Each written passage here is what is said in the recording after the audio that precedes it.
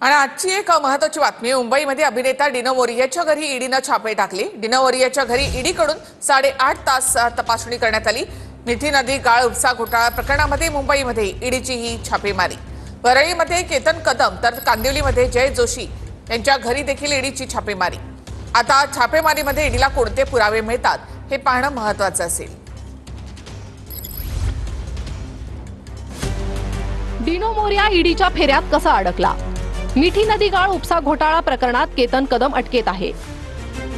अटकेत असलेला केतन कदम या प्रकरणातील कथित मुख्य आरोपी आहे। डिनो मोरिया केतन कदमला 2 दशकांपासून ओळखतो। डिनोचा भाऊ सॅन्टिनो मोरिया आणि केतन कदमची पत्नी युबो राईट्स कंपनीत संचालक होते। युबो राईट्स पूर्वी फूड कंपनी होती, नंतर कंपनीनं गेटवे जवळ चालणाऱ्या बग्गीचं काम घेतलं।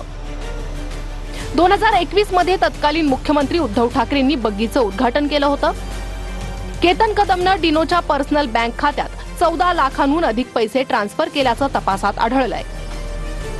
यानंतर डिनो मोरियानं युबो राईट्स कंपनीच्या खात्यात काही पैसे वळवल्याचं समोर आलंय। केतन कदमनं आर्थिक अपहार करून पैसे डिनोला पाठवल्याचा ईओडब्ल्यूला संशय आहे। या आधारावर ईओडब्ल्यू कडून डिनो मोरियाची चौकशी केली गेली। केतननं कर्ज म्हणून पैसे दिल्याचं डिनोनं ईओडब्ल्यूला सांगितलंय। ही आमची वैयक्तिक बाब असल्याचंही डिनोनं ईओडब्ल्यूला सांगितलंय।